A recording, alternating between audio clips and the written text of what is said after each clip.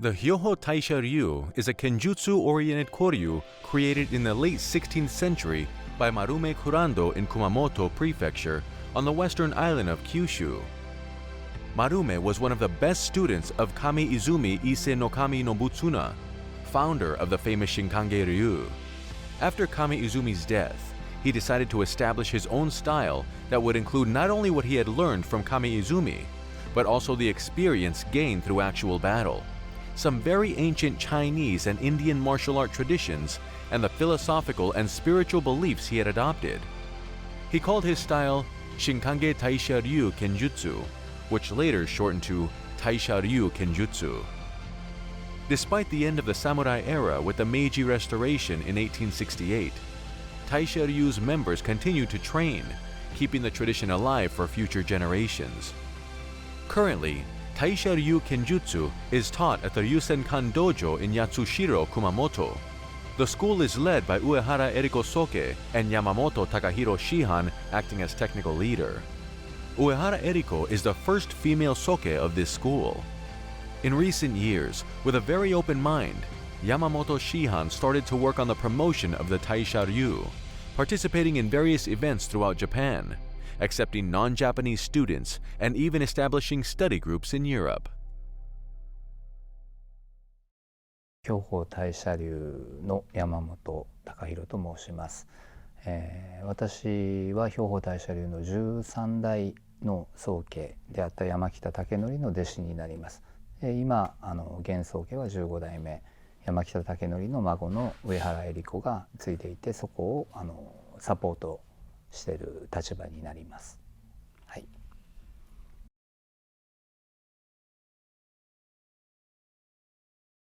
大社流に入門したのは四半世紀前で25年今経つんですけど、最初はですね正直言いまして大社流ってことも大社流っていう流派も知らなくて宮本武蔵に憧れて熊本に2.1流があるんですけど、そこでちょっと興味があって熊本の古武道大会っていうのがありまして、そこに行ったのが最初のきっかけで、その時に、いろんなところの流派が演舞やってたんですけど、その中で私の師匠にあたる大社流の山北武則に惚れ込んだっていうか、この人はすごいなと思って山北の門を叩きました。はい、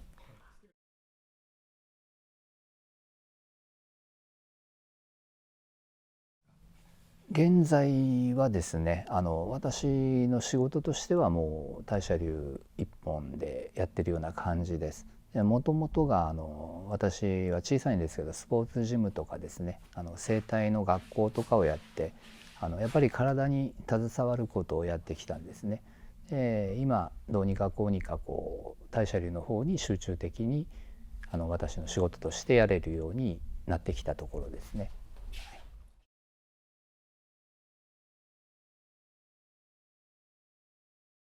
大社流をやる前、若い時高校生とかその頃は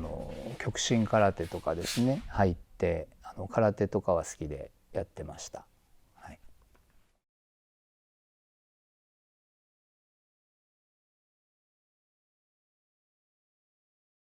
人生に影響ですね。大社流をやる前っていうのは、空手もそうですけどいろんなスポーツ武道ばっかりじゃなくて、例えばビリヤードが好きでとかバスケットボールが好きでいろんなスポーツとかやってきたんですけど、やっぱり自分の中でそのスポーツっていうものを通して勝ち負けがあるもので、もちろんスポーツ自体はすごく素晴らしいものだと思うし勝ち負けあっていいと思うんですけど、初めてその大社流ってものに出会って実際にこの古武道っていうものが勝ち負けがなく要は稽古鍛錬することでその自分との戦いではないですけど自分を磨くためのものっていうのをやっぱ気づきがあってですね、そこからの何でしょう、あんまり何も考えずにただ好きでやってきた感じですね。だから一生勝ち負けがないから一生終わりがないっていう意味で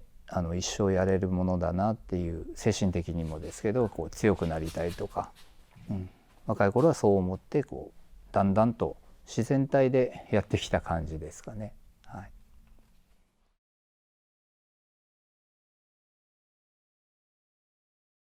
大社流は古流の中でも実践拳法ってよく言われてるんですけど、たださっきお話したように勝敗があるものではなく稽古鍛錬して決まった型を繰り返し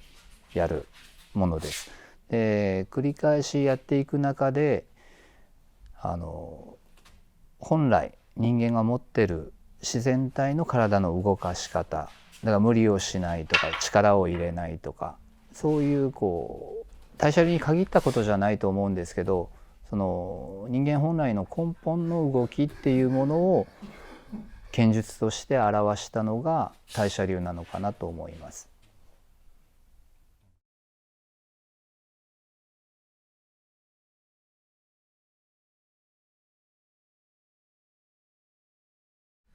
剣術の中に例えば蹴りが入ったり目つぶしがあったりその関節技があったりとか、もともとその柔術とかですね打撃系のものではあるとは思うんですけど、刀を持ったままその技も同時に扱うっていうところは大社流が特徴的なところかなとは思います。もちろん木刀木剣だけではなくて日本刀刀を使いますし、うちが大社流自体450年ぐらいになると思うんですけど、その中でその時代時代に合わせてやっぱり歴代の宗家とか師範が技を工夫研究研鑽してその増えていった部分っていうのはあるしですね、そこの伝統文化を大事に守って未来へ伝えていくような形で今稽古鍛錬してますね。はい、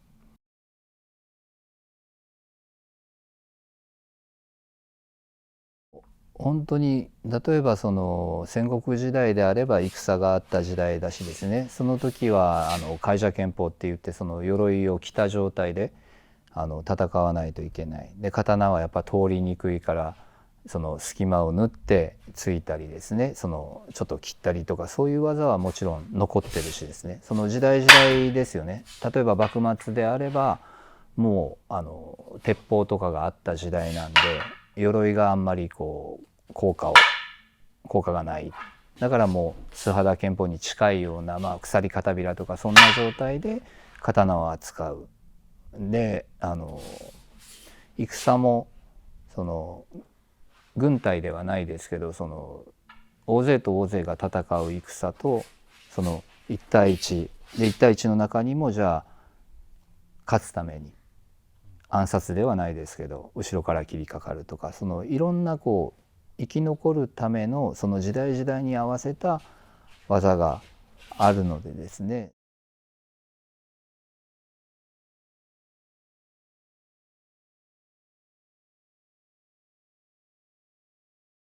時代劇とかよく殺陣師の方がその振りをつけていろんなかっこいい技とか映画的に映える技とか時代に合わせて作られてきたものだと思うし、それはそれで一つの文化だとは思うんですね。ただ本来剣術ってものっていうのはやっぱり戦から生まれて命のやり取りっていうので2本目3本目がないっていう状態でもう本当に生きるか死ぬかのとこで生まれてきたものだと思うんですよ。動きに関して言えば決して派手ではないです。だから地味な動きが多いし、もう今日稽古でもやってたようにもう素振りだけとかですね、まっすぐただ振るだけ、そういう地味な動きが多いんですけど、やっぱその地味な動きの中で本来自然に動けてで相手をなおかつ倒すっていうシンプルな、だからシンプルイズベストだと私は思いますね。だから盾は盾の素晴らしさがあり、剣術古流剣術とかは古流剣術の素晴らしさがあると別物で考えてます。はい。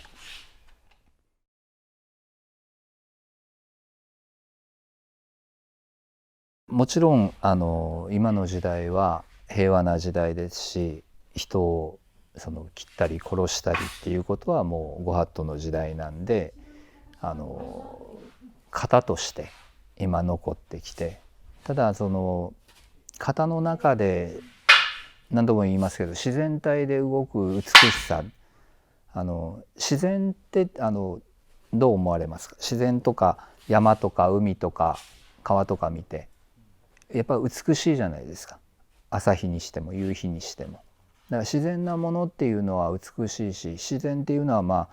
熊本もそうだったですけど、天災災害があった時にすごい力を発揮して同時に怖いものでもある。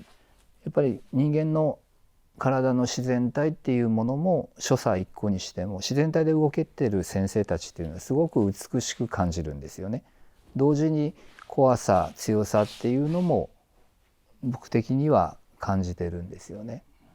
だからその自然体を目指すっていう意味で今争いはないですけど、その美しいもの所作として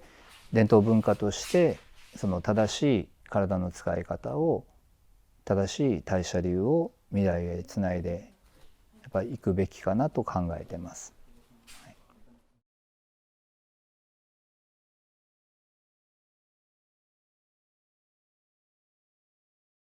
私ももちろん大社のことしかわからないです。他の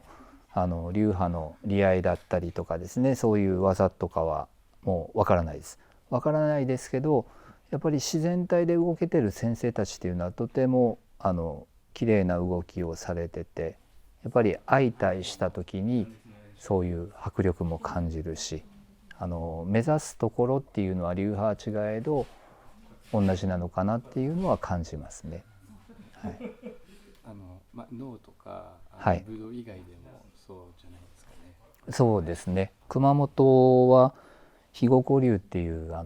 お茶ですね、茶道が残ってるんですけど、それが千利休が起こしたものをそのまんまの形で残ってる唯一の茶道だと聞いてるんです。でその茶道の先生とお会いした時もやっぱり同じように共通点がすごく見えます。ここで体の中心を使ってるなとか、軸はこうだなとか、動きの中で自然体っていうのがですね、だからそれは武道に限らずいろんな道がつくものっていうのは一緒かなとは思います。やっぱりその基本っていうものは一緒だと思うんです。で基本っていうものがベーシックなんですけど、でもたどり着いた先が基本だと思うんですよ。始まりであり終わりでもあると。でもちろん終わりはないので、ずっとそのベーシックをやり続けるっていうことが大事なのかなと思います。だから高名な、私なんかもペイペイでですね、力も何もないんですけど、有名な先生方がおっしゃることっていうのはやっぱり皆さん言葉は違えども似たようなことっていうか同じことをおっしゃってると思います。で大社の教えの中でもやっぱり同じことを言ってますね。はい、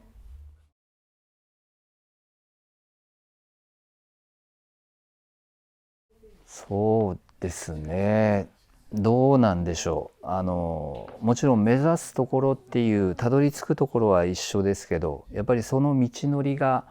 やっぱり流派によって違うとは思うんですよね。だから同じような動きをしててもその中身だから道のりの過程っていうのがそれぞれ違うのかなっていう気はします。だから私がじゃあ大社で免許をいただいたからじゃあ他のどこかの流派に入門してすぐじゃあ免許まで行くとかはとても思えないです。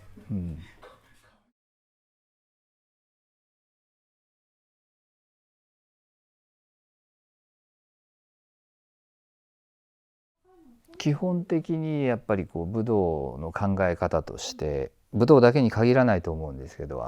来るものは拒まず去るものを追わずっていう言葉もありますよね。だからやっぱりまずそれぞれのその外国の方でもいっぱいあるその日本の流派の中でやっぱり自分がまず惹かれるもの好きなものっていうので最初の門を叩かれると思うんですよね。それが空手だろうが何だろうがそうなんですけど、でそこからやっぱり空手とか合気道っていうのは勝敗はあるんですか？勝ち負けっていうのは。勝ち負けはないです。精神的には古武道と一番近いとは思うんですね。勝ち負けのある別の流派、地帯流派はいくつかあるんですけど、基本的には一度は勝ち負けはないんですね。で、開祖も本当の武道は勝ち負けがないっても言ってたみたいなんですよね。はい、古武道やっぱり古武道に限らずですけど、自分はもう最初は何でもいいんですよ。入り方はその漫画が好きとか、漫画に出てきたから、アニメに出てきたから、映画で見たからとか、でもそこに入ってその勝ち負けがない世界のその面白さっていうかですね、繰り返し同じことを単純にやるだけなんですけど、その中で自分の気づきだったりとか新たなその発見があり、工夫研究をそこで重ねて、で繰り返し同じことをやって、いつの間にか何も考えなくなって自然体で動いてる。だからそれは途中でやめる方もいらっしゃると思いますよ、いっぱい。だからこれだけはもうなんか自分でも、例えばこの人を好きでいたい、この人を嫌いになりたいっていうのはコントロールができないじゃないですか。だからそれがたまたま大社流に出会って大社流で会った人であればもちろん私たちは歓迎しますし、実際に今もヨーロッパを中心ですけど海外の門人もかなりここ数年で増えてきて、私も年に1回1月ほど海外の方にそのセミナーだったり稽古会で呼ばれていくようなことがですね多くなってきましたんで、もしその大社流っていうものに対して興味が出てきた方がいらっしゃれば連絡いただければ、いつでも対応はしますので。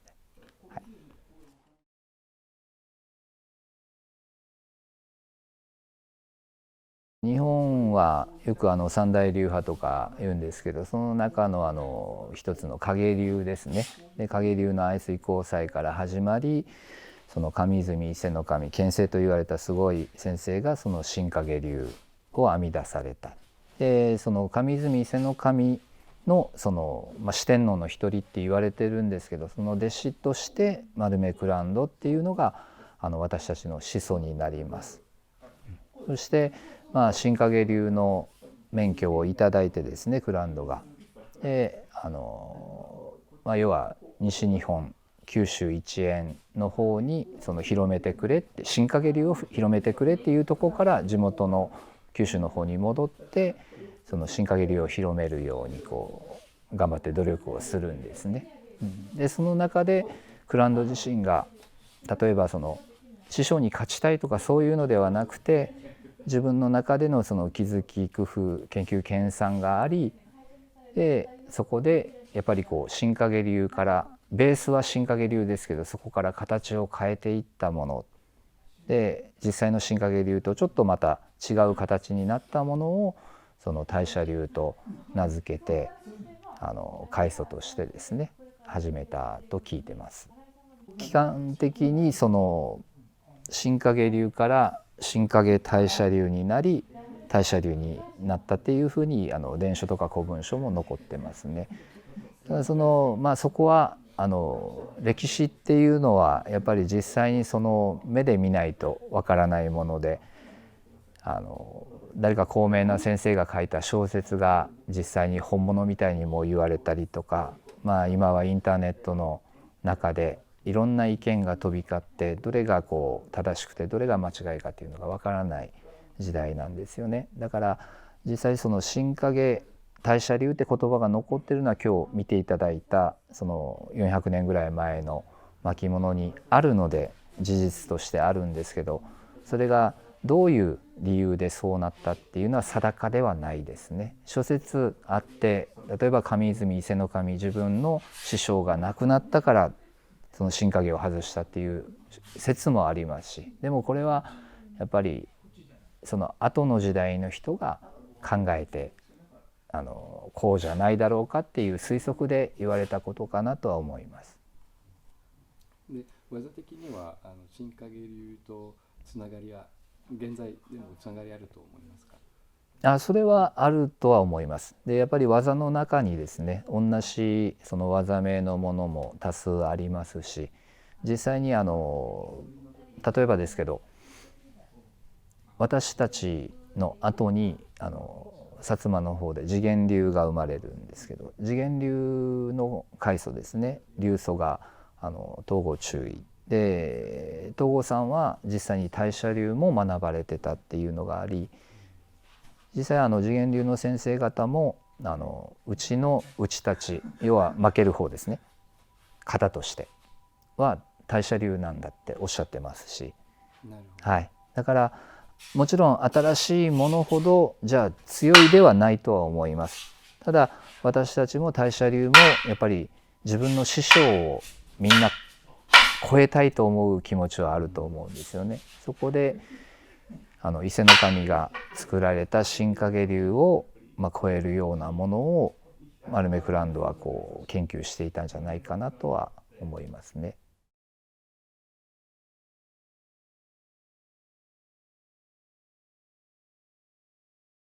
大社流は、やはり影流の系列で新影流から生まれて、でまたそれを次元流に限らずいろんな流派が大社流を学ばれた先生たちが流派を起こされたりとかですね、そういうふうに広がりは見せていってますね。ただ巻物とかを見てもらって、どこもそうなのかもしれないですけど、